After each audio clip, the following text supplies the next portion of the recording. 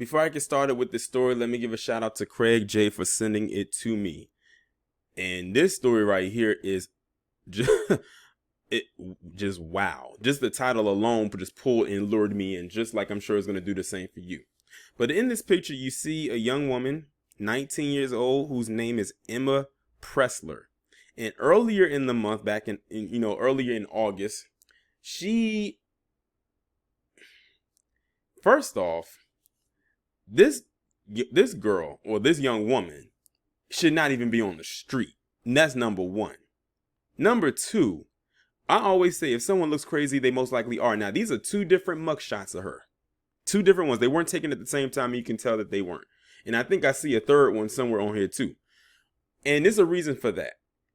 Because prior to this event in which I'm about to talk to you about, she beat a murder rap. She beat a murder charge.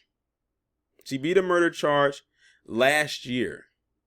Now, fast forward to this year, she is now wanted for torching a couple. You heard that correctly. I'm now going to go ahead and get into this article.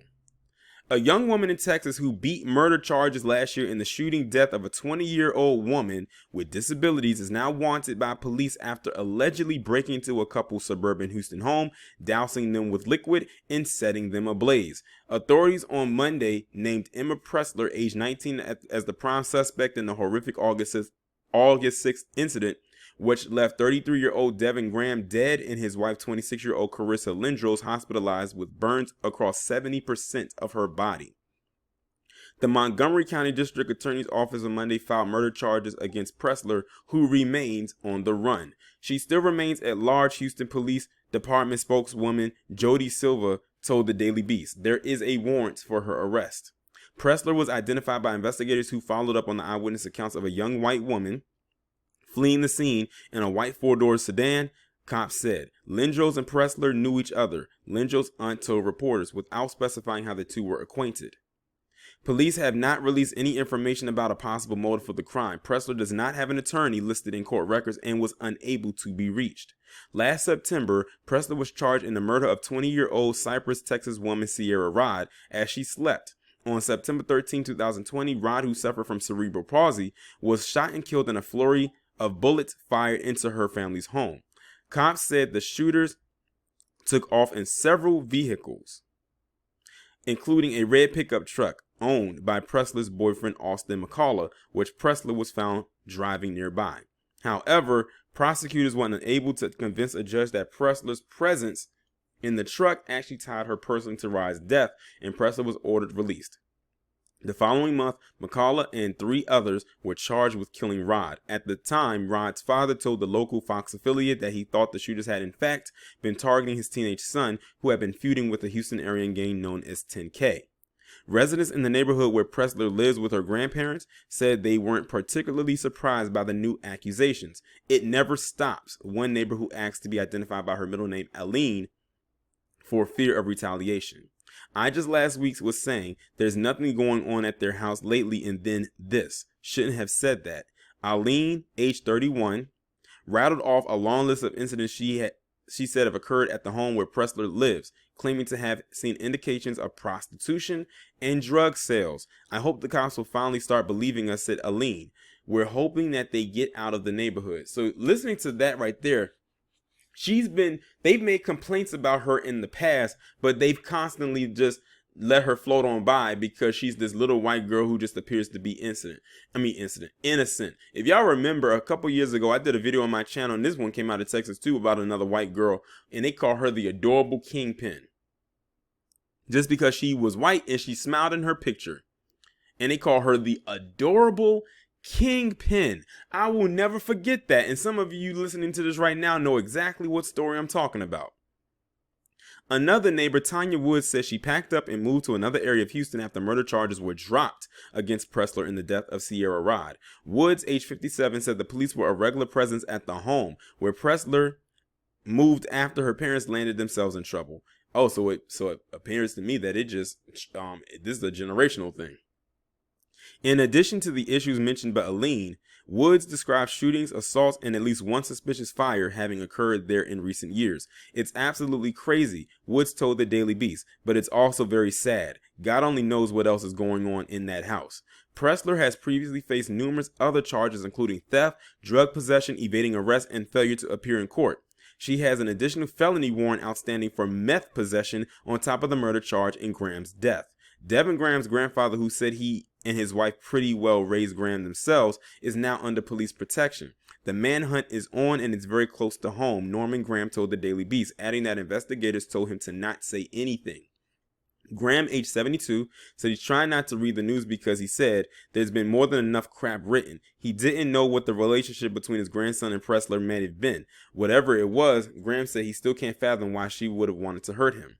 I don't understand any of it, how anybody could be that way. I don't know how the devil can reach up and win on things like that, but he did. And I don't know how anybody can think that this kind of behavior from anyone is correct. I'll tell you, I would hate to be at the throne of God in the position that they are. So now knowing that this chick was familiar with the husband, the one that was killed in the fire, I would not be surprised if maybe, just maybe, and I hope I'm not reaching here when I say this, but I think y'all might know where I'm headed with this. Could it be a possibility that this 19-year-old killer had some kind of feelings, some kind of affectionate feelings for this man, and she felt slighted because he was not with her, but with this other woman who he is married to? Mind you, she's only 19, he's 33, his wife, well, he was 33, his wife is 26. That's a huge age gap between him and this chick. And they said that they knew each other, but they weren't sure how they were acquainted. I wouldn't be surprised if it was a thing that she had maybe a crush on him. She liked him more than just say a friend or an acquaintance, but it was no way that he was going to be with her because he was married to his wife. And maybe this was a jealousy thing. And she said, well, if I can't have you, then no one can. Like, this was personal. This was personal. This was not a random attack, especially now knowing that she knew him. She went to that house specifically and torched and set it on fire. Just like that one that she was involved with last year. Now, they said that she wasn't involved because she wasn't the one that pulled the trigger. She was just there for the ride. But this one right here definitely sounds personal. And like I said, they constantly allow her to get away with things because look at her. She has the all-American girl look. Someone will look at her and just say, well, it's not that bad. Remember, the other girl I talked about, they called her the adorable kingpin. All she had to do was flash her smile in the camera, in her mugshot, might I add. It wasn't a school picture. And they called that adorable. But see, this is the thing when society, especially when it comes with white women, where they get so much cover and they're always seen as innocent. Even her neighbors were saying how it was so much activity going on in that house that you had some of them leave the area when they found out she beat murder charges. That's how bad she is that people moved away. They literally uprooted their lives and left the town, the city, to make sure that they got as far away from her as possible. And now she's on the run. A very hostile individual.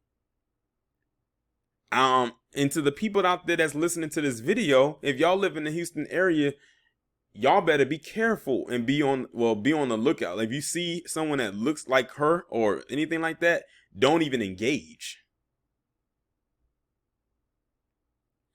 But like I said, society constantly turns a blind eye to someone who looks like her.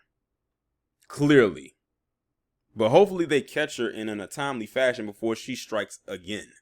But y'all let me know what y'all think down in the comments.